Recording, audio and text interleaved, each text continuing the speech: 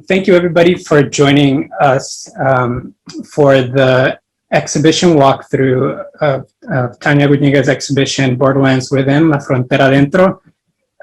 The exhibition opened almost a year to the day. It opened February 9th, 2020.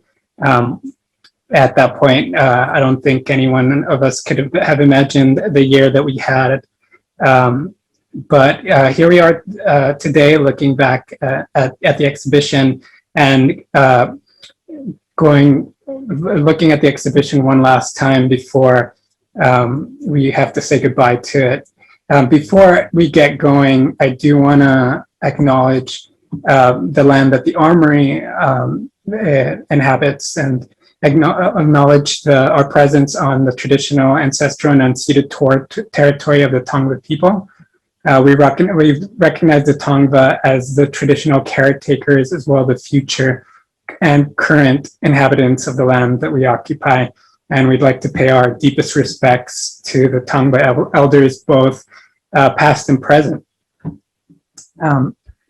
With that, I do want to go through a rundown of what tonight's program is. I'm going to start a pre-recorded walkthrough of the exhibition that we did with Tanya just a few days ago. And that will be running for about 50 minutes. After which there is an opportunity, Tanya will be joining us for a question and answer segment. So feel free to jot down notes or put it in the chat if any questions come up that you want Tanya to answer about the exhibition, about her practice. And I'll be moderating that section at around just before 7 o'clock, following the exhibition walkthrough video. And we'll also be looking at some of Tanya was able to activate the piece Ejercicios en Understanding, or Exercises in Understanding, Ejercicios en Entendimiento. Thank you, Irene. I always forget to introduce myself. My name is Heber Rodriguez. I'm the Exhibition Program Production Manager at the Armory Center for the Arts. And I'm going to be hosting tonight and moderating the question and answer segment. As I was mentioning, the video is going to run for about 50 minutes, and followed by question and answer. And then we'll be showing the latest iteration, the final activation of Tanya's Ejercicios en Entendimiento, exercises in understanding, which she completed this past Monday as well. You may have seen a few activations of this before.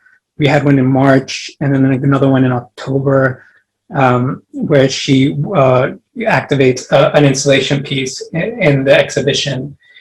These would have been public engagements had the exhibition been open, but since we've been closed for almost a year now, we are doing this virtual walkthrough and presentation of this final activation as a kind of send off for the exhibition. So those of you who are lucky enough to catch the exhibition, thank you for joining us. And if not, thank you for taking this opportunity to see the walkthrough of the exhibition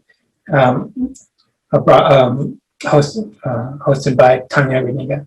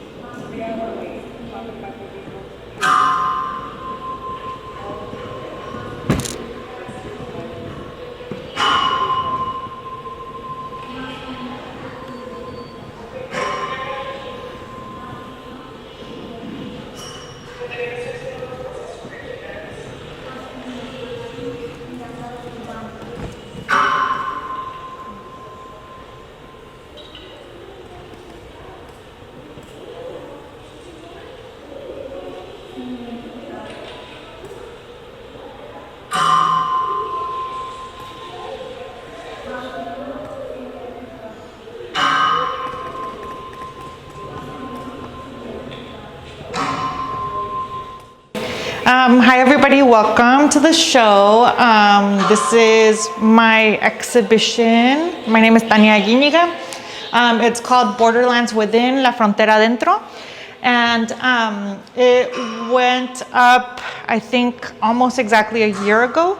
And yeah, sadly, not a lot of people were able to see it. So we wanted to make sure that we did a video talking about all the different pieces to introduce everybody to the work, since the majority of us were not able to see it more than, I think it was after a month that the exhibition was shut down.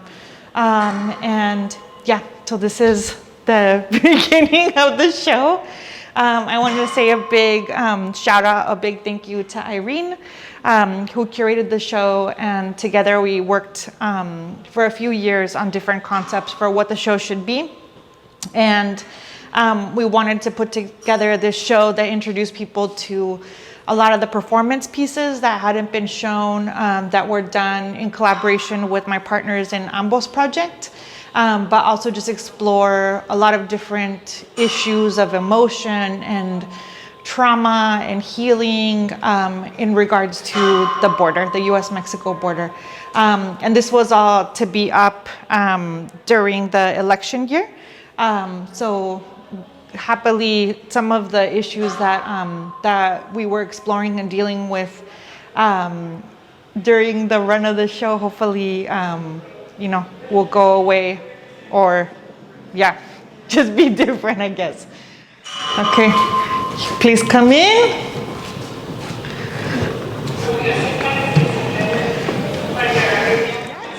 Okay, so the first piece in the show, right when you walk in, is a piece called Seam, and it's a video that we did together, that I did with Ambos Project at the beginning of us thinking about Ambos Project. And this was when I was thinking about the first phase of the project, which was actually just focused on the San Isidro border crossing. And it was based on, the video is based on a poem that I had written about my experience crossing the border every day to go to school in the US. And so a lot of it is shot at the actual San Isidro border crossing on the Mexican side.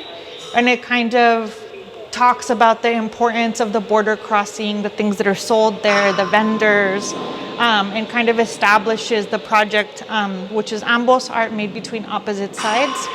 And that first project was in 2016. And so I started the project, Ambos Project, during the campaign that Trump was, the election campaign of Trump before he was elected. And so that kind of to tell you a little bit of the context and kind of the mental space that I was in when I started Ambos Project. And it was, a lot of it was based on him talking about Mexicans being rapists and drug dealers and not sending their best people and all these things.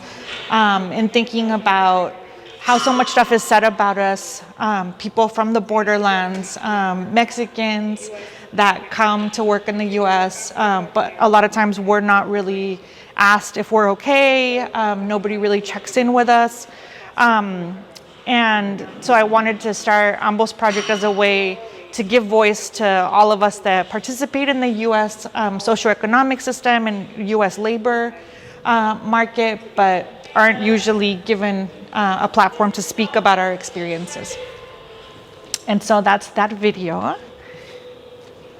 And then the next video is from some documentation that we did as Ambos Project, myself and my 5 other collaborators. And this was, we ended up, after we did the first iteration of the Ambos Project, which was at the US-Mexico border in San Isidro, the project that I initiated, which was called the Border Kipu. We used that project to ask people there to share a little bit about their experiences, their emotion, their connection to the border, and to just share a brief reflection of their life at the border and how they felt. And so after that project, I realized how powerful it was and transformative in a way for us to be able to just share our thoughts and kind of be seen a little bit more by the larger public as transnational people, as people that congregate at the border, as people that make a living at the actual border. So that's including people that don't cross, people that have been deported. And so I decided to take the project across the entirety of the US-Mexico border.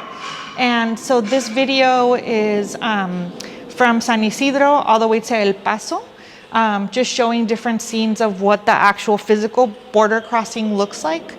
And this is at the ports of entry. And so it shows you this is in Mexicali, in Calexico.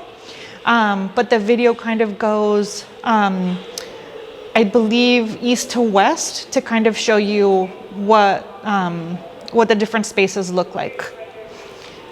And so then that's that video. And then the next video, which kind of serves as an entryway into like you leading into like heavier content, is me doing a performance in Tijuana at the US-Mexico border on the Mexican side. And so this is a part of the fence that was actually built to go into the actual ocean. And this is a few blocks away from where I grew up in Tijuana. And this area of the border has always held a lot of pain and a lot of heaviness for me, because I grew up, you know, the majority of my childhood, there was no fence there, and I was able to play back and forth in this, you know, this beautiful beach. And I wanted to do a piece that was about the specific section of the fence and served as a way to let people into a lot of like my thoughts and the things that I carry with me that are not usually visible. And so in this performance, I soaked a linen shirt in vinegar and then hugged the fence as long as I could until the steel fence left an impression, a rust impression on the t-shirt, but also on my body. And so to the side, you can see the shirt, which was the remnant of the performance. And it kind of, you know, just makes a lot more visible to people the scar and the feeling that a lot of us from the borderlands carry, which is, you know, this bisecting that comes after, you know, spending time on both sides of the border, or having different identity issues in relation to living on the border, being part of both. Yeah, and so then this piece is called Grapple. Okay, so then the next. So this piece we did in collaboration with a sound artist named Glenn Wyant, and it was during our first road trip with Ambos. And so it was a road trip where we went from, it was LA to El Paso, zigzagging and documenting what life was like at the border on each side of the US-Mexico border. But then also, again, doing the border quipu, talking to people about how they felt, about their emotions, about their experience living at the border. But then we also documented the art that's made at the border to see if there was any connection between the two sides. And whenever it was appropriate, we would also do collaborations with each other as Ambos Project, or we would do collaborations with other artists that were working with border issues. And so this particular piece was a really, really difficult and very emotional piece for us to do. It was in the Sonoran Desert in an area called Sasabe, which is an area where the majority of migrants that cross undocumented through the desert perish. And so it's a place that just has a lot of death. And so in this piece, we're reading the names of all of the people that had perished that year, who were found, who were identified, or whose remains were actually found. And we're hitting the fence once each time for each name read. And so in the performance, you'll hear us mention if it's male or female, if the person's identity is, or then sometimes the person hasn't been identified as male or female. And so all of us that are part of the Ambos project all have our own very deep connections to the borderlands, to migration. And so, yeah, so inside the audience is supposed to be a part of the piece as their shadows interact with the projections that are all around. And so it's reminding us that, to think about our complicity in this system of labor and in capitalism, in the US, larger system of, why people come here, what the US has done in other countries to make people come. And so it's, it's a really special piece to all of us at Ambos. And so please come inside, and I hope you get to a little bit experience what the intent of the piece was if you had been able to come to the exhibition.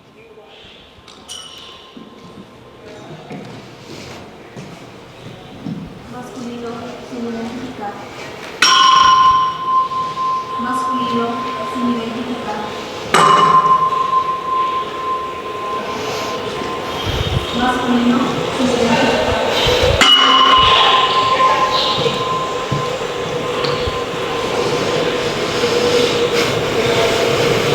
Masculino sin identificar. Masculino sin identificar.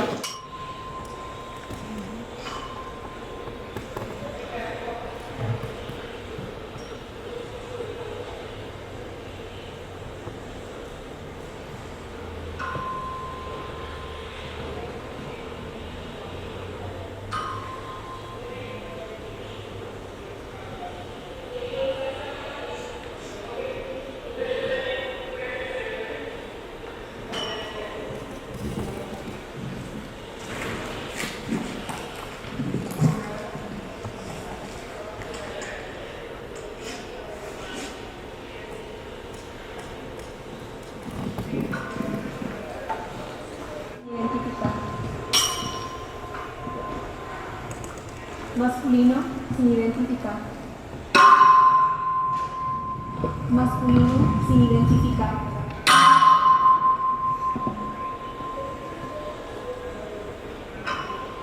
Masculino Camacho Andrade Antonino.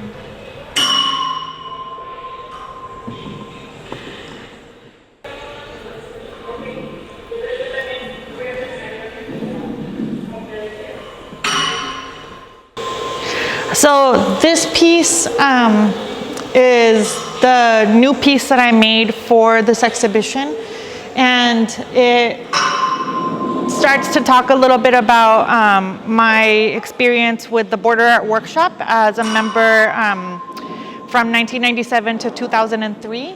And so the central part of the piece is a ladder that the Border Art Workshop and I used for an old exhibition in the 2000s. And this ladder is a really hastily made ladder that there used to be a lot of them that were made to just be thrown over the fence so that people could get over the fence really quickly and leave the ladders behind. And so I think this piece we collected in the early 2000s, and it was at a time when the Army Corps of Engineers would just kind of go along the border fence and just grab them, smash them, throw them in the back of a truck, just to recycle the metal and also to keep other people from using them. But for some reason, this shape always reminded me of a person crouching, or a really weird version of like the Virgen Maria. And so in this old piece that I did with the Border Art Workshop, I made it into this weird central part of an altar that all of these rays of ladders came out of. And so I kind of wanted to pay homage to that old piece. But then what I did was the border fence where it meets the ocean. Because of the saltiness of the ocean, the metal starts to rust. So years ago, I started to kind of pull pieces off of the metal fence, the border fence, just with my hands. And it just gave me this really amazing release to know that just my hands alone can begin to tear down the wall. So this big altar piece was made originally with all of these rays of all these little pieces that I tore off the wall. And there was also children that helped me, that came down asking what I was doing, that helped me tear a bunch of these pieces off the wall. And so the pieces meant to have all these pieces radiating out, and they were all sprayed with vinegar so that it would leave marks of all of the rust and kind of leave ghost impressions of all of the pieces that used to be on there.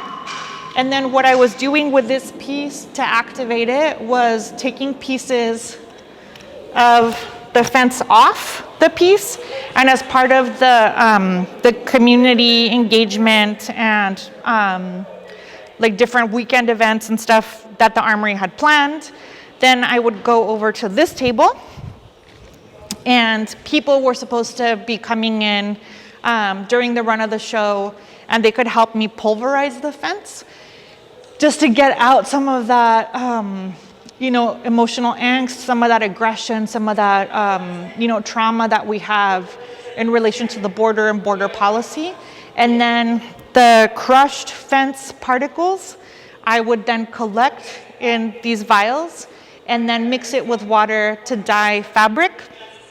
And then the dyed fabric I was and am using to weave this piece with my body, going in and out of the warp that makes this false barrier between the two sides of the fence. And so I'll go along the side and show you a little bit of the pulverization of the piece. But that's what this piece is all about. It's all connected. So then the idea behind this piece, so the piece is called Exercises in Understanding, Ejercicios en Entendimiento. And so I would put the metal, or one of the visitors to the Armory would put the metal in.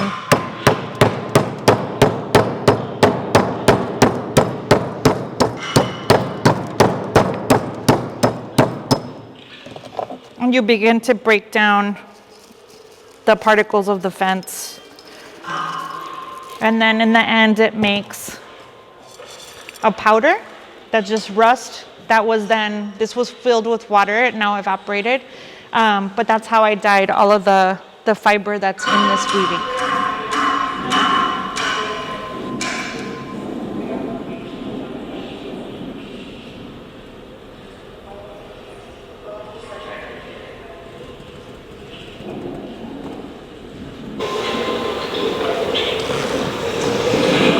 Okay, so the piece that's right next to the border fence piece is a piece, it's a video called America's Wall, and with this work would have been a big piece of fabric here that has the ridges of the old fence. And so then this performance is also a part of the Ambos project. And so here I am with my partners in Ambos project, and this piece I did because as I would travel to talk about my work, I would always get asked, so is there a fence? Is there a fence? Why does Donald Trump keep talking about building a fence? And so I wanted to have a portable fence that I could take with me to show people this is what it looks like. This is a texture, this is an impression of what it is. And so to kind of have this portable, strange, just fence that could travel with me. So that's what the piece of fabric looked like that would have been hanging here. And so it was really important for me to record what this fence looked like in this specific place, because the fence that you see there is a fence that was put up during Operation Gatekeeper, which was a Clinton initiative that militarized the entirety or the majority of the border and made it so that a lot more migrants were dying in comparison to all of the previous years of Border Patrol history. And so that fence was actually made, the like ridged fence that the piece is an impression of, is actually recycled landing mats for jets that were used in Vietnam and in the Gulf War. And so it's this really weird, use of this metal and this material. And the way that it's placed makes it so that it was really easy for people to use it as an actual ladder rather than a deterrent. So it's just this old fence that has so much like memory within it. And the place where we're at, you can see in the back, there's the Trump prototype walls that were all constructed for them to do tests on. That whole area has now been, the fences have been completely demolished. There's no trace of any of the prototype walls. And all of this has since been replaced by the steel bollard fence. So it just kind of records a moment in time where there's just like the conjunction of all of these different, like wars and violence against people of color. And so, yeah, so this piece is called America's Wall. So the next piece in the show is a performance called Tension that we did as part of Ambos project, and the piece is a collaboration between myself and Jackie Mesquita, who's part of the Ambos project. And it's a backstrap weaving that we did attached to each other through the actual US-Mexico border fence in Douglas and Agua Prieta. So it's an area of Arizona. As you can see in the back, there's a car, so that's the Border Patrol. You're not allowed to pass anything through the fence, and you're also not allowed to touch through the fence. So it was pretty remarkable that we were able to do this. The piece, when it was done, was left in place, so we don't really know what happened to the piece in the end. But Jackie and I both learned how to weave from Mayan weavers, I in Chiapas and she in Guatemala. And so in this piece, we're tied to each other and we're doing a weaving, moving our body back and forth through the fence so that our tension is recorded. And the piece is just really, really incredible and was also really transformative for both of us having different connections to immigration, to the fence. But this place in particular had a lot of emotional significance to Jackie. And yeah, anyways, please enjoy the piece.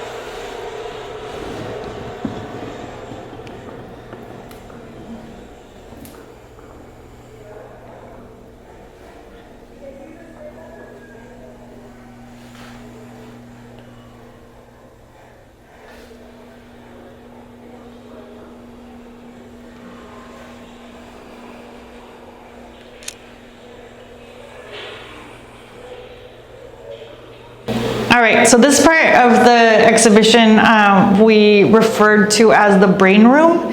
And it was honestly, I think, the most surprising and like exciting part for me of the whole exhibition. And it was meant to kind of give people a deeper look into where all of this work stems from and the history of this work and kind of where I come into the history of border art. And where Ambos project fits in and to give people a lot more feedback. Sorry, not a lot more feedback, a lot more information about my sources and my inspiration. And so Having, like I said, with the Ambos project, traveled the entirety of the U.S.-Mexico border. We ended up taking 3 years to be able to complete the entirety of the U.S.-Mexico border. I wanted to give people more information about what border art is, specifically, or its history in Tijuana and San Diego, so that people could understand, at least, since we're in Pasadena, we're still, close to 2 hours away from Tijuana. And so kind of, to let people know about, what the history of the region that is close by to them is. But then also I wanted to talk about, where I'm coming from as, a previous member of the Border Art Workshop, and a lot of the Ambos project, the ideas for it, and my impetus for returning to working on the border after many years of being away from the border, was the suicide of my mentor, Michael Schnorr, who was one of the founding members of the Border Art Workshop. So here you can kind of see a little homage and kind of strange altar to Michael Schnorr, and giving people a lot more information about the Border Art Workshop, the importance of the Border Art Workshop, and a lot of my work with the Border Art Workshop that directly led to my founding and coming up with the idea for the Ambos project. But it also shows a lot of really incredible documentation from past exhibitions that used to happen at the border, that led a lot of people, a lot of artists and a lot of people from Tijuana explore our issues of, being in the borderlands and being on two sides. And so it has a lot of really amazing images of past projects. But then also more recent projects that artists have done at the border, exploring issues of border identity. And then it kind of goes into, personal imagery of my connection to the border fence, my connection to different things in Tijuana. And then takes people into some other community art that inspires me and that kind of gives me something to strive for with the Ambos project. And then that kind of ends in talking about, working with communities that aren't yours, kind of a lot of how-tos and breaking down methodologies that I use. And it ends with sharing with people a schematic that I made of community engagement, what it is, should you do it, should you not do it, and kind of helps people, I don't know, it gives them a shortcut of a lot of, things that has taken me 24 years to learn. And so, so this area is really, really incredible. And I was able, luckily, because I did all of this research for this room right before the pandemic, and luckily I was able to go to the archives at UCSD where all of Michael's sketches and writing and everything had been. And so I was able to collect and take photocopies of a bunch of really incredible stuff that, had Michael still been alive, would have been really amazing to talk to him about.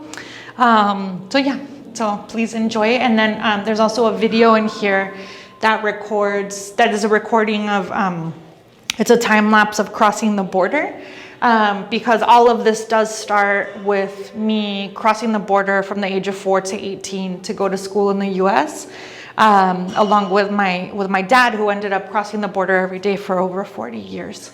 And so, so please enjoy.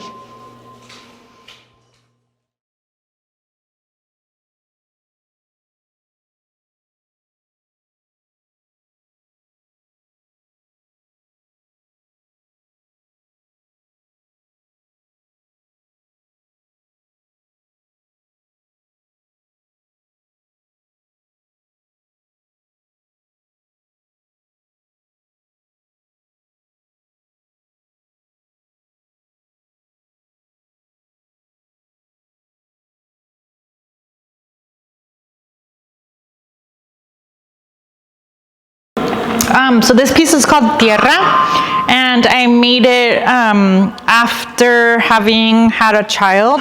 And so it was a prompt that I was given for an exhibition. And so I was asked to make a floor covering. So it could be a rug, it could be whatever covers a floor. And so I kept thinking about our responsibility to our children, kind of like the heaviness of, once you have a child and you think about things that you pass down to somebody, and you think of lineage, you think of your own personal history and how you bring that into raising a child. And so instead of making a regular rug, I decided to make a woven floor covering that consisted of woven dirt from all of the places that are sacred to me, all of the places that make up, who I am.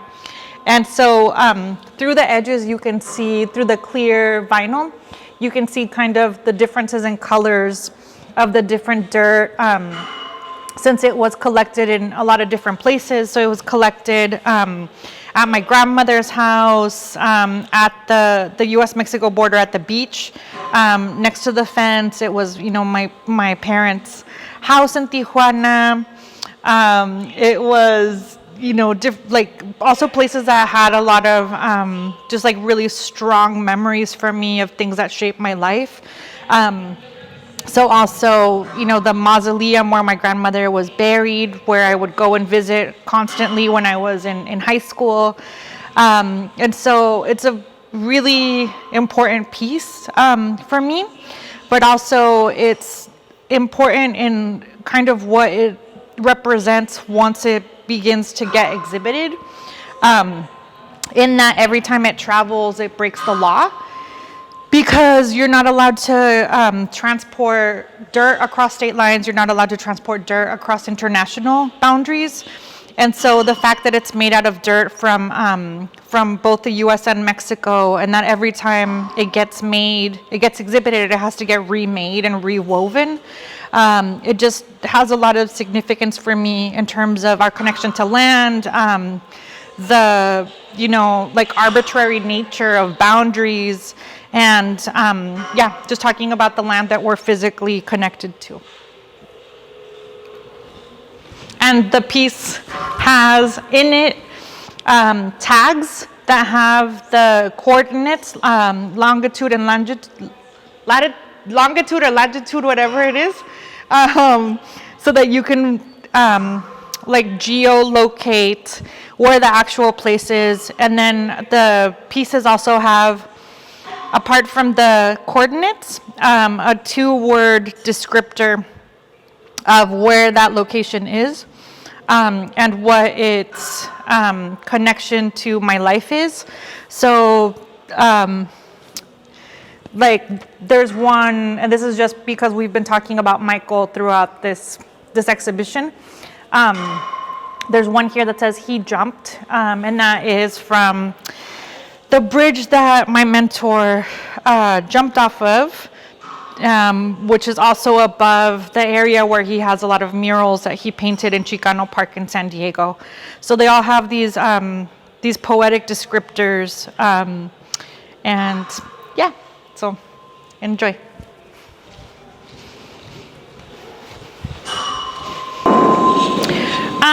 So oddly enough, I think it's exactly a year from the time that I actually did this performance with this glass suit. The piece is called Metabolizing the Border. And in this piece, I wanted to talk about how the body processes trauma, how the body remembers, but also the whole piece came out because I had just finished the last leg of the Ambos project, doing our road trip across the border. And so it was 3 weeks that we had spent at the border, going from El Paso to Matamoros and Brownsville. So covering the eastern half of the border. And it was a week after I came back that I had to go to this residency at a glass school called Pilchuck it's like around Seattle. And so I didn't know what I wanted to take with me to the residency. I didn't really know what I wanted to make. I had just taken a box of fragments, metal fragments that I had taken off the border fence, much like the ones that are in the altarpiece that's across from Metabolizing the Border. And so the person that was at the residency, the other artist in residence that was next to me, was a VR artist. And so when I asked him what it was that his medium was, he said, oh, well, I work in VR, AR, I work in virtual reality, augmented reality, and real reality. And so I thought about just how crazy of an idea it was that somebody even had to say that there was such thing as a real reality. And I thought about what my real reality is and how could I share with other people what a lot of my real reality consists of. And so the headpiece, which is kind of a little bit difficult to see from your angle, is a big glass version of the PS2 headset, which I've never used any like virtual reality things, but I just like Googled like what is like PS2 whatever. And so I wanted to make a piece that once you put it on your head, you couldn't see anything but the border fence. So you could never really escape it. And the border fence and seeing through it was always superimposed onto anything you look at. So once you have it on, you know, you kind of can't escape it. And then after that, I started thinking about, well, what happens if all of your 5 senses are forced to come to terms with the reality of living with borders? Kind of as a way to help other people explore the psychological effects of living with borders. And so what ended up happening was that I created, with the help of gaffers at the residency, this whole device that would force my body to engage all my senses with the fragments of the border fence. And so there's ear pieces that go on the 2 sides that actually have fragments of the border fence inside of it. And the fragments of the border fence that are inside the earpiece get mixed with air that's inside of your ear. As the way that the piece is constructed, it sucks air out of your ear and it kind of puts you into this really weird like vacuum. And then below, there's a mouthpiece that would go into my nose and into my mouth that has fragments of the border fence. So I was actually forced to ingest and breathe through fragments of the border fence. And then the piece has a little tiny like spigot at the bottom of it where my breath would mix with the border fence fragments and make a tincture.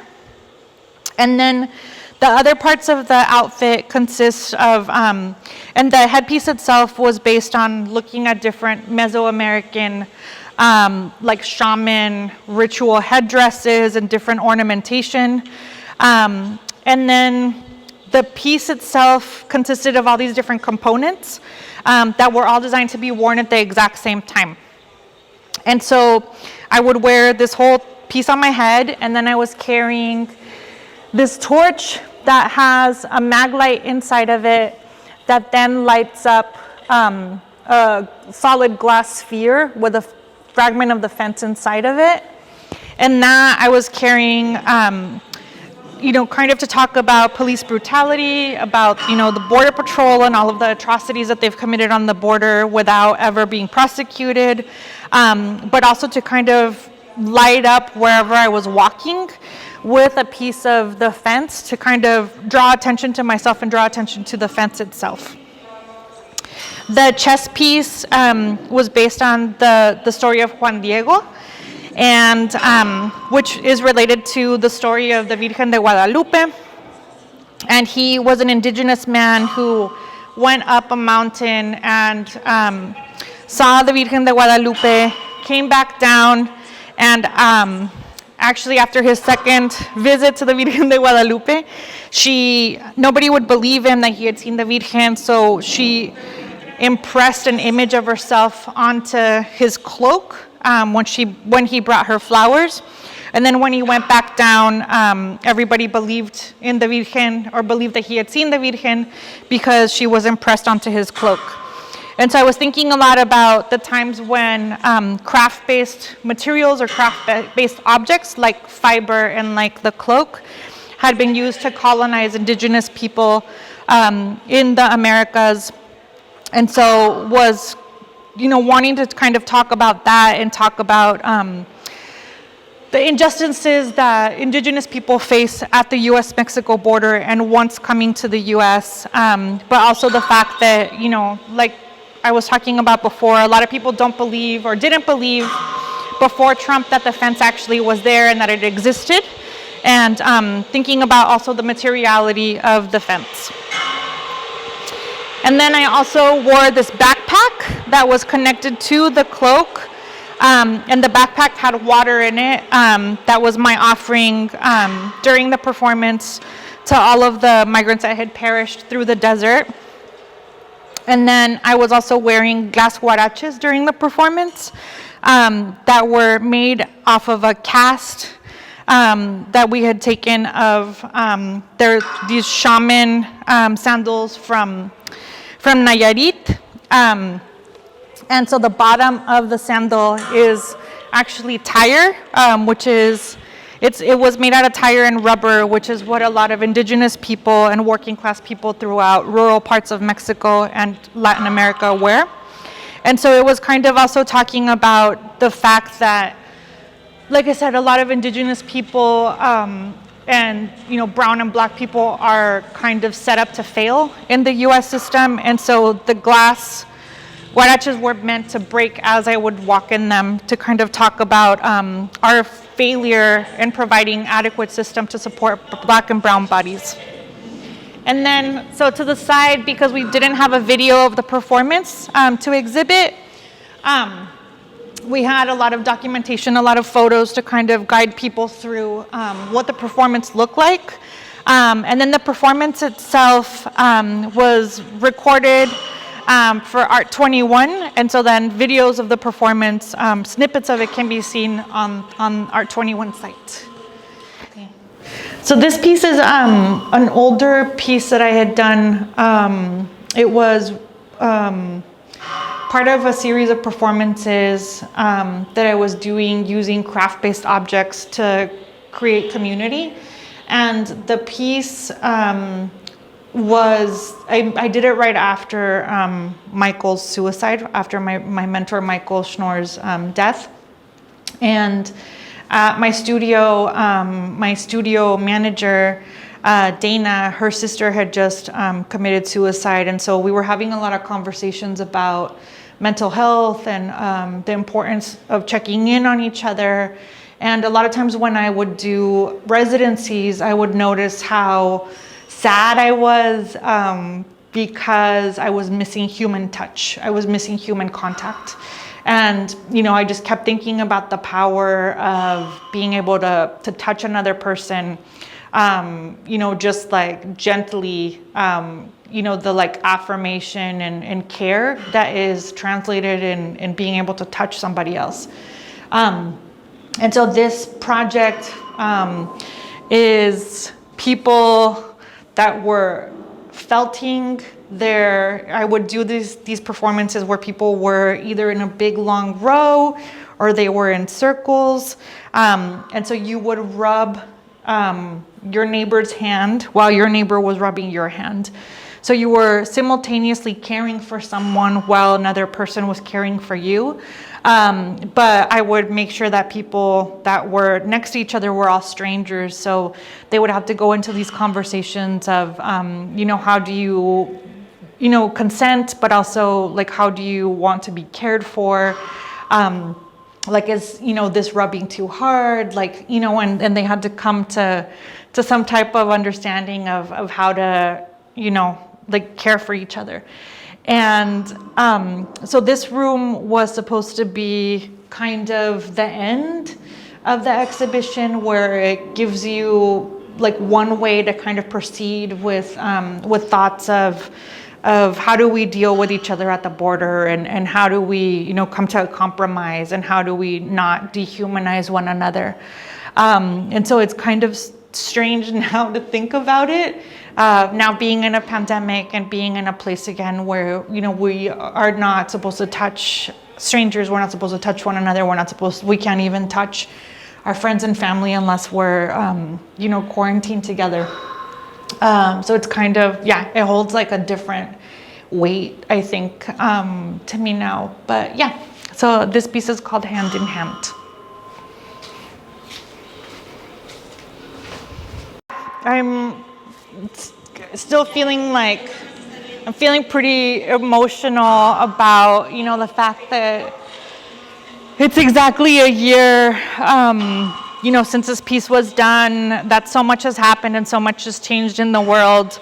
And I really wish that, more people could have seen this exhibition in person, that people could have experienced, what it's like to kind of travel through all of these different exercises and coming to terms with, like I said, the psychology of living with fences and having grown up, traversing the borderlands. But I hope that you guys enjoy this recording and the videos and the documentation of this really beautiful show at the Armory. Thank you, Armory. Thank you, Heber. Thank you, Irene. And thank you guys all for checking this out. Hopefully you've made it all the way to this part. But yes, thank you. Stay safe. Hello, everyone. And so to second Tanya's thank you for tuning into the walkthrough. I'm going to bring in Tanya. Okay. All right, can you hear me okay or no? Yeah, I hear you perfectly. How are you doing this evening? Is there any way to see everybody that's here or no? I don't believe so. You can look at the attendee list, but no, we don't have video. We don't have video for people that are here. Okay. I know it feels strange because it's like we're talking to each other in this silo when there's if we were in person, we would see quite a few faces in the audience, but here we're just kind of it seems like we're speaking into a void, this virtual void. Yeah, no, it's kind of weird, but anyways, thank you everybody for sticking through the whole thing, and thank you for coming to this virtual walkthrough, and I hope that you guys enjoyed it. But anyways, it's really good to imagine your faces. I see, a lot of awesome people. So thank you guys so much. But yeah, please let me know if you guys have any questions. I'm really glad that the Armory thought about, us doing a recorded walkthrough. Just because sadly, the show was only up, I think, for like a month. Okay, so I see something here. So somebody wanted to ask about the metal ladder piece on the wall.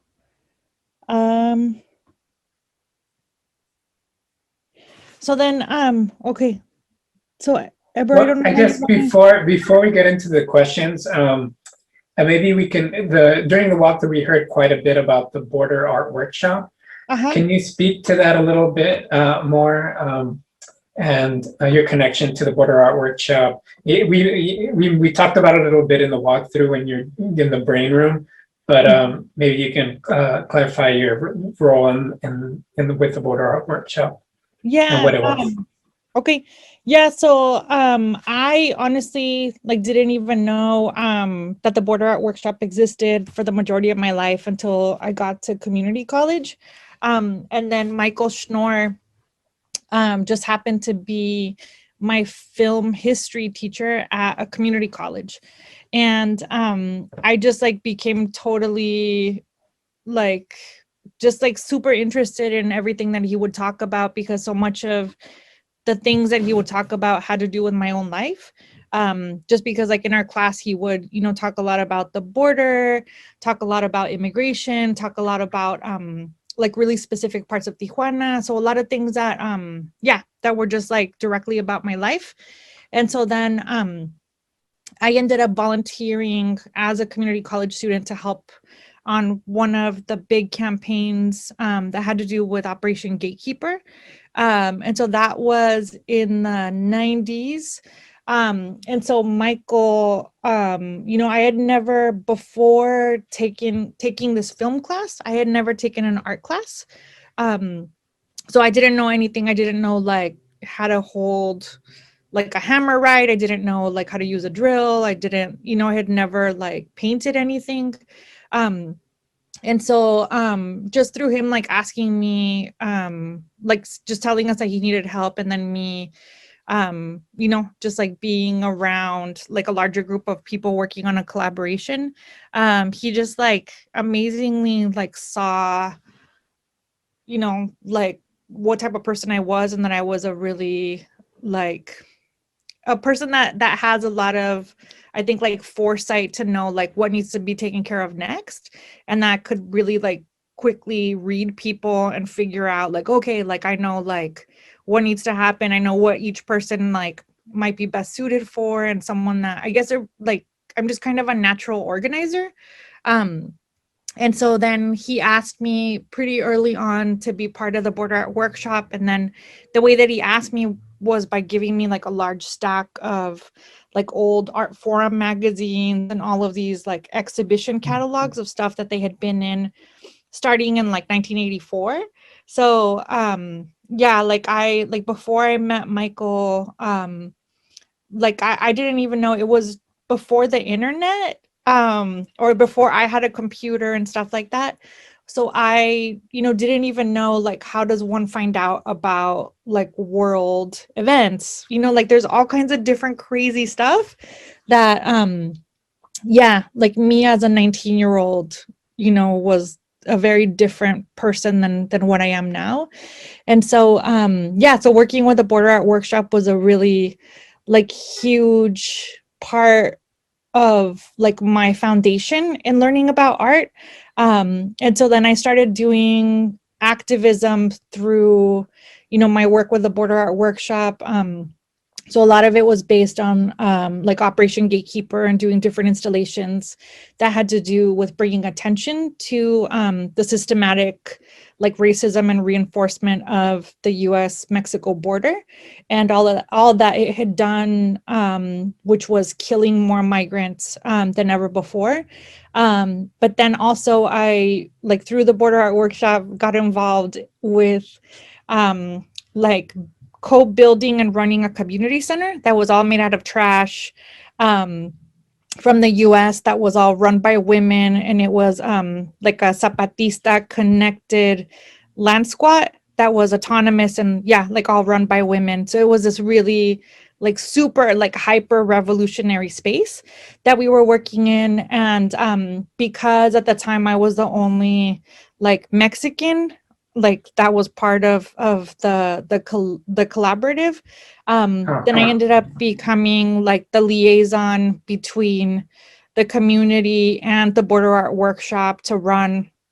It was like the building of a reproductive health center, the building of a soccer field, and then we were also building, strangely enough, a cemetery and a sculpting school at the cemetery to teach people like how to carve their own gravestones. So it was a lot of like really insane work that I did for 6 years while I was working full time at the San Diego Museum of Art and also going to school full time. So it was like a pretty amazing, like really life-changing time when like honestly, if Michael like hadn't come into my life, I think that I wouldn't have become an artist, neither would have my sisters, who then, like eventually ended up going into art also. Yeah. So then, through like studying with Michael and working with him, I like, just learned a lot about what to do, what not to do. And a lot of like what not to do is, stuff that we, like a lot of like fuck ups that we had. And so then, so it's been a really long process of me like starting working with like community activism and like migrant rights and like working on the border, and then kind of trying to get away from it because it got too intense. And then during like the first running of the Trump administration, you know, like realizing after Michael's death, like, oh shit, like I have to get back to the border. Like there's nobody else there to like take up, like to pull this weight. So at least like in Tijuana, I just knew that I had to go back, you know? And so now, yeah, so it's been this really like crazy path of, yeah, just like kind of amassing a bunch of different skills and really like weird knowledge and then figuring out how to put it all to use. That's actually something I really like about the exhibition that I'm going to segue into a question here, but this kind of like something we talked about is like the point in your life and politically that this exhibition arrived at, where you're kind of like the piece Metabolizing the Border. It's like you're really internalizing a lot of this, a lot of the politics and the trauma around having grown up in the border, and working. Your practice deals a lot with the border itself. So the exhibition kind of has this like it feels like it has like this cyclical nature where you're, but it also comes to a good point where you kind of come arriving at a place of peace, maybe. Yeah. I mean, it's like it's kind of weird, but it's like that exhibition kind of weirdly ties in without like going super deep into like the old stuff, other than like in that brain room. It just like kind of like loops in like 23 years of work. Yeah, and so Sarah Chanot in the chat asked a little bit more to expand on the Metabolizing the Border piece. Can you speak a little bit to the display decision to have the works really low to the ground? Yeah, so I think in the beginning we were thinking about like how do we display the work, and in like a previous like group show that I had been in at the Armory, we displayed a piece that was my body up high on a table, and it kind of felt like either like the body was dead or the body was being like examined like in a laboratory or like dissected or something strange. And so I didn't want it to be like in a really passive place, you know, where you kind of understand it like medically. I wanted it to be something that I guess kind of like makes you think about like how we view objects a little bit more, but then also I wanted it to be really accessible for people in wheelchairs and like children and everybody to be able to look at it. But the piece itself has like so many like kind of like nuanced like viewpoints to it, that I think looking at it from the top just felt like a really natural kind of progression of like me taking it off my body. Which like in the performance itself, like when I took it off my body, like I was in front of the Border Patrol headquarters, and I had to lay blankets down on the grass and just kind of like shed everything, you know? And we thought about putting it on a mannequin, and the mannequin just felt just not right, you know, to have like either like a male body that was missing like hips and like fat, or to have like a female body that wasn't like a motherly body, you know? And so, yeah, so then we just kind of decided to like not have it be displayed in like a weird ghost form, but I guess in this more like active position. Yeah, and were we in the exhibition itself, we could look at one of the images, one of the documentation images of the performance itself, where you can see the blankets with the glass pieces laid out similarly to how they're installed in the exhibition, kind of low to the floor there, so you can really feel the weight of and the fragility of the glass. Then there's another question, sorry. Donna Vaccarino asks if you could speak about the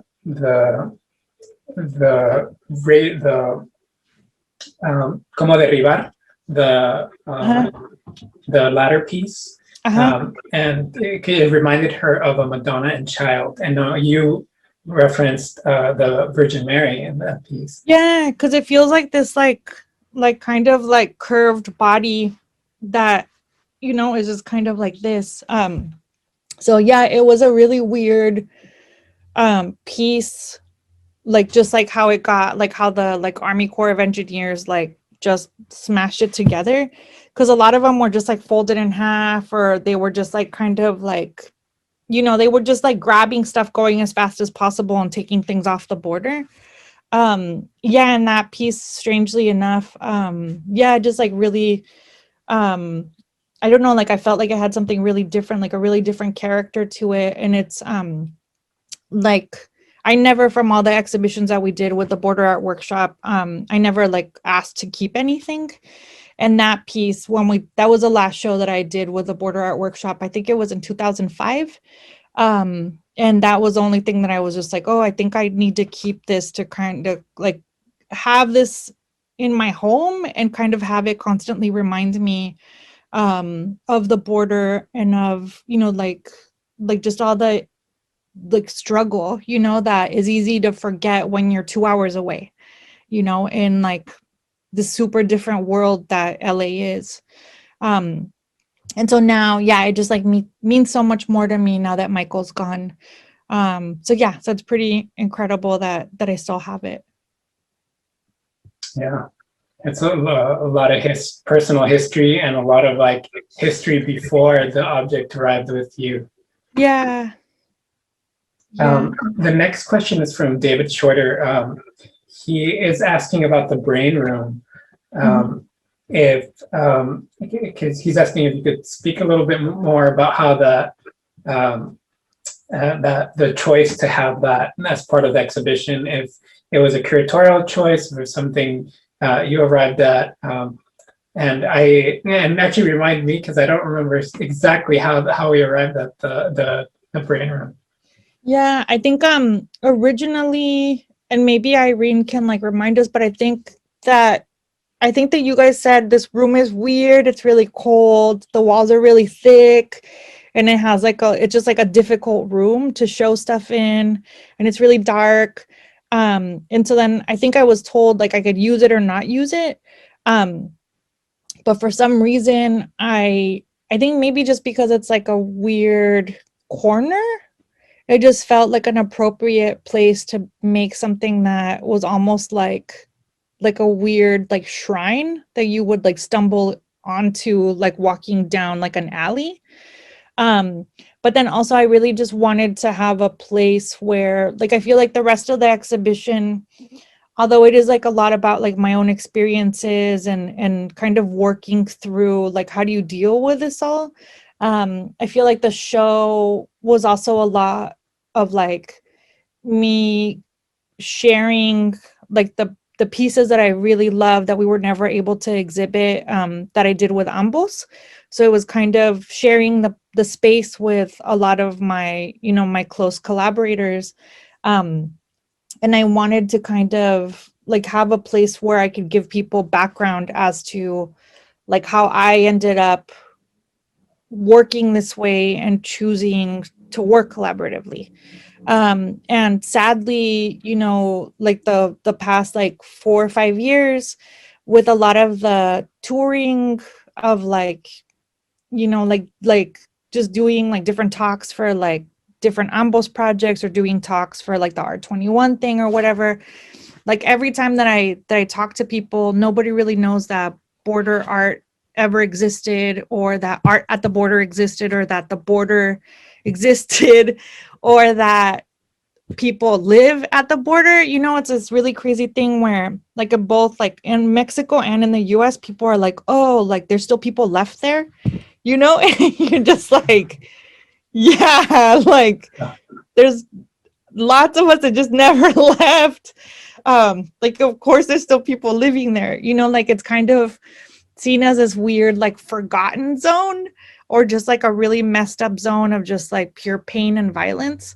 And so I kind of wanted to share a little bit of, you know, my history, but also the history of all the people before me. Because like I said, like when I started working with the Border Art Workshop, I didn't even know that they existed because I was a kid living in Tijuana, like partying and like getting into trouble. And like, you know, as someone that was never educated in art, as someone that never was like, you know, taken to a museum ever in my life, you know, it's like you come from a really different class where like you're not educated on this like lineage or like the, I guess, more like academics of like where things are and like historical like art timelines and stuff like that, you know. And so yeah, so I just kind of wanted, because even like my friend Ron, who did that teeter totter saw like on the fence like a year and a half ago,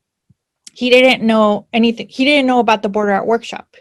And we did a lecture together and he was like, oh, I had no idea of that stuff. And I'm like, yeah, dude, like people have been doing really radical, mind-blowing things with the fence, on the fence for so long, you know, but he didn't, he wasn't aware of that stuff because his knowledge comes from like his place, you know, from like where he grew up. And so I think that's the really hard thing too, is that the border is so vast that, you know, like if you're from El Paso and Juarez, like you're really steeped in like El Paso and Juarez history, but you may not know what happened in like Nogales, you know? And so it's like we all have this really regional, like, and now like I'm at an age where it's almost like passed down information because it was information of things that happened before the internet or before social media, you know? And so it's like me photocopying a bunch of books that I just like never gave back to my friend Michael, or like going into his archives, you know, and like looking for old things that, you know, strangely enough are like exactly what we're thinking about now, but it's things that like this group of people was thinking about in like 1984, you know? So it's kind of yeah, just kind of, I guess, letting people into like a little room of like of deeper background if they want to go into it. Yeah, and it does feel like that room specifically is shows your personal attachment to the border, but also historicizes your work a little bit in the context of other border actions. And I like that you shared that amazing like community engagement diagram that you came up with. Yeah, I like, because I mean I think it's something that, you know, people like more and more are getting more interested in like giving back to communities and like figuring out ways of helping. And I think sometimes even though we're like really well intentioned with stuff, you know, we can make a lot of mistakes. So it's, yeah, this thing that I put together, kind of trying to figure out like how do I like untangle, yeah, like 23 years of like mistakes and like 23 years of like incredible connections, you know? Yeah, and actually Donna, again in the chat, she pointed out that brain room was used to hold the munitions at the Armory. It's back when the Armory Center for the Arts was a National Guard Armory. So there's that's crazy. I like that the munitions are now just knowledge. Yeah. I think I'm not seeing any more questions in the chat, and so if anybody has one last question, but I did want to want you to speak a little bit about the current work that you're doing along the border, just to kind of close this out. And then, so I will say, once we sign off, I'm going to be playing about a 5-minute video of this final activation of ejercicios en entendimiento, exercises in understanding, where Tanya is weaving this like installation at the Armory. But before that, could you speak a little bit about the current work you're doing there? Yeah, so right now I have 3 big projects on the border. One of them is something that I've been working on pre-pandemic, and it was to start a ceramic studio at an LGBTQ asylum shelter. That also happens to be a 12-step program, so it's for LGBTQ asylum seekers that are going through like detox process and in AA and NA. And so had been trying to figure out, you know, like how to do something that was able to provide people with like art therapy, but also a source of hopefully get to the point where people can have a source of income. Because sadly the like LGBTQ and especially the trans community in Tijuana has been attacked a lot and is a lot of times like unable to get jobs and to provide for themselves while they're waiting for their asylum claims.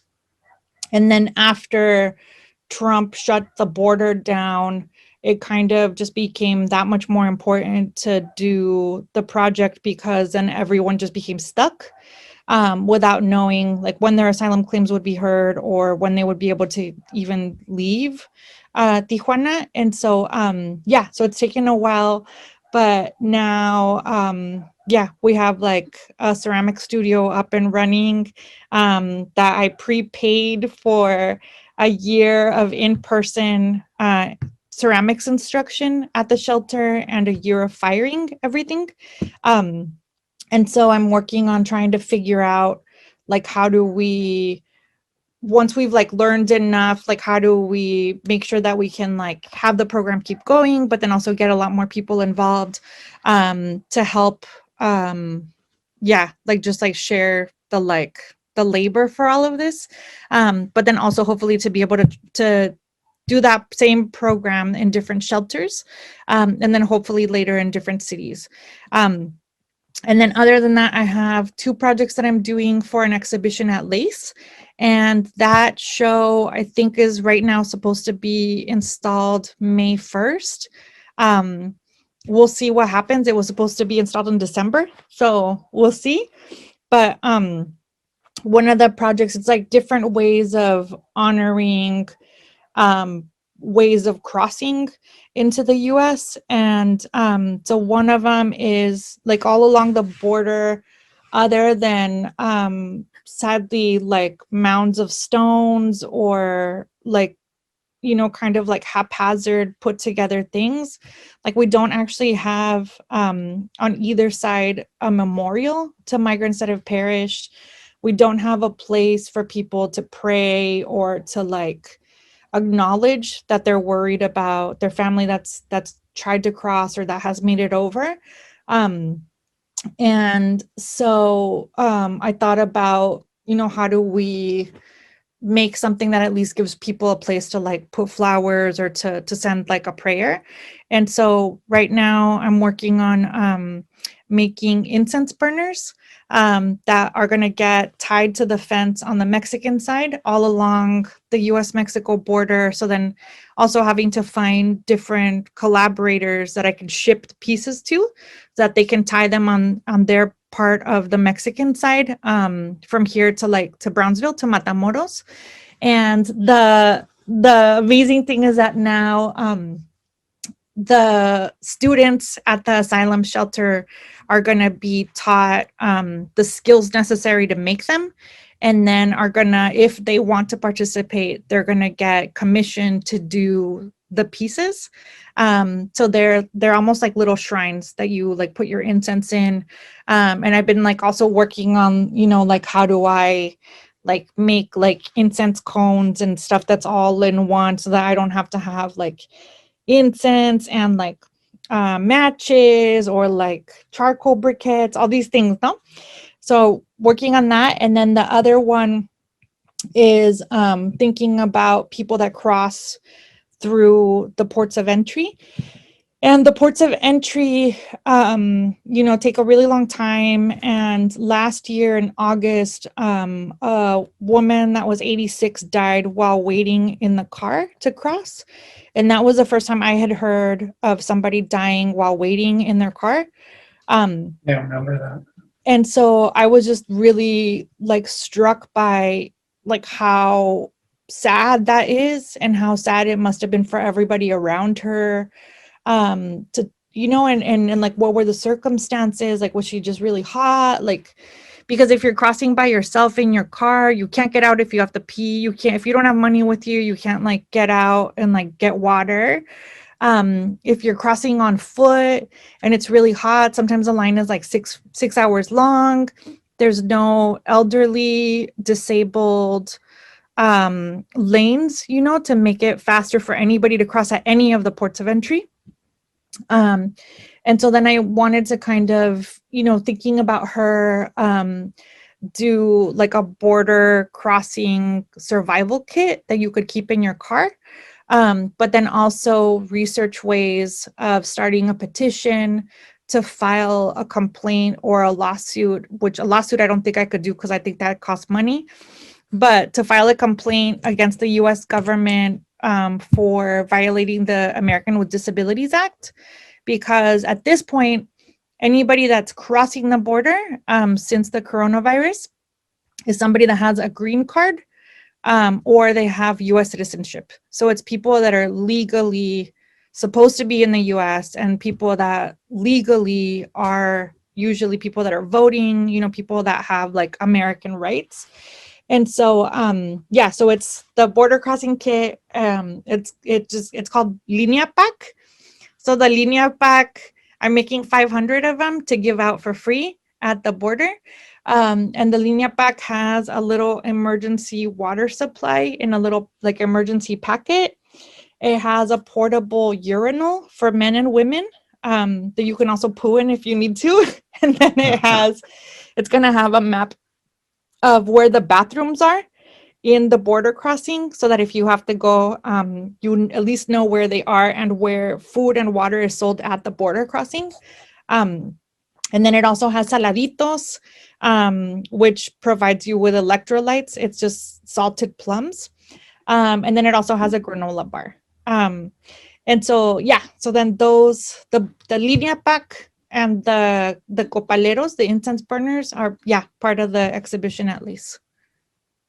But then also being distributed and like put out into the world. It's great. Yeah, I thought kind of stems off from, I remember you speaking about a lot of the work you did, a lot of the humanitarian work that you did when the caravan was in.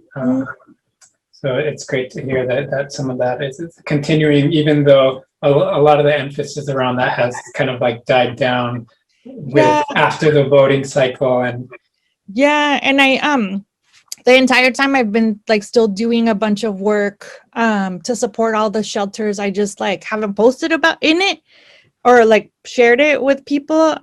Just like for my own like mental health, I've been like just staying off of social media stuff. But last month, I was able to take down 100 art kits with like, they each have, it's like 100-piece art kit for the shelters so that the different shelters that have children in them can at least have like some art supplies and stuff. And then also took down a bunch of like PPE stuff. I think I took down like 6,000 masks. And then also 145 blankets. So the like all this the stuff, the like super, help like functional help still is a big part of what I'm doing. But then trying to figure out like how to also provide support for people's mental health is a really big part of like providing people with like food, but also, like food for thought. And when, I guess, as one final gesture of the Borderlands Within exhibition, I want to invite people to participate in a piece that wasn't discussed in the walkthrough, but I will bring up an image of this piece that's on my screen now. Was a participatory element of the exhibition that we had to remove once the pandemic hit because it was a high-touch area.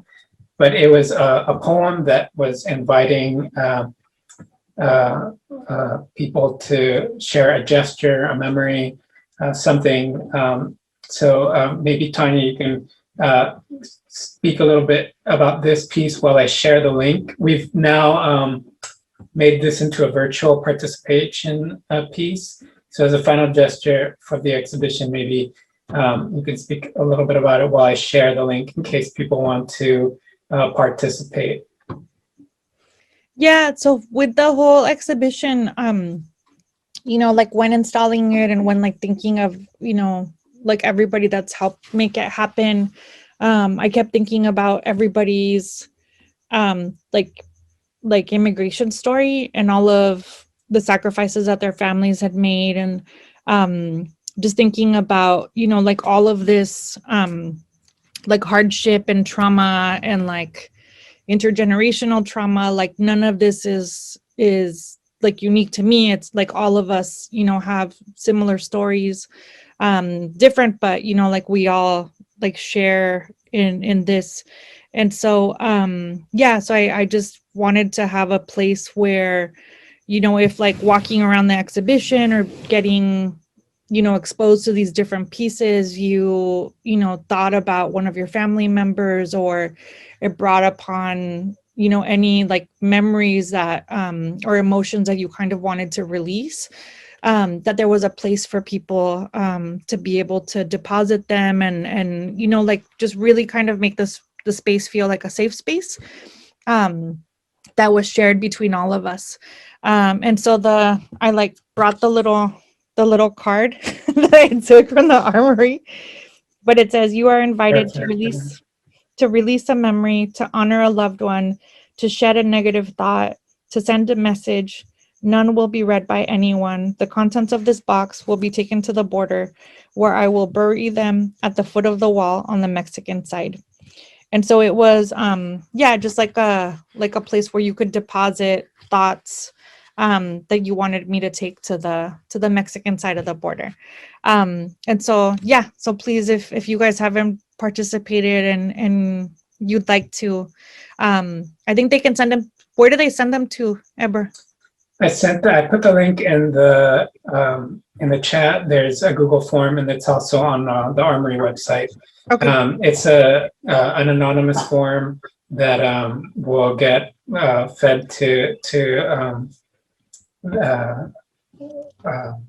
a sheet that we'll print. None of us will see it, but we'll print it, and then it'll be added alongside the submissions in the box. Yeah, and I'm going down on March 4th. So if you can get them to me before March 4th, that would be great. And then I can take it down and bury it, which will be an interesting, depending on where I go, it'll be cool to see who has what I'm doing. Yeah, no, definitely, that'd be some good documentation. Yeah. To add a period at the end of the show. Yeah. So yeah, thank you, Tanya. Thank you for joining us tonight. Thank you for sharing everything. It's been a great exhibition, and thank you to everybody who came tonight to see one last tour of the exhibition. Even though it's virtual, we would have loved to have you in person, but thank you for joining us. I'd like to thank Irene Georgia Tsatsos, the curator of the exhibition, and thank you to all my colleagues at the Armory for helping produce the exhibition and hosting Tanya. So I'm going to close the Zoom by showing this reading piece, but any last words, Tanya? And thank you, Savanchan, who's there. I can see her name in the thing, who also helped put the exhibition together, but was also there to support me in a lot of the metabolizing the border piece, both in like helping me in the studio, but also helping me emotionally. So gracias, Owanchan. And hi, Sal. Great. So yeah, feel free to continue in the chat. I'm going to be sharing the video of the weaving in my screen. Thank you, everybody, and have a good night.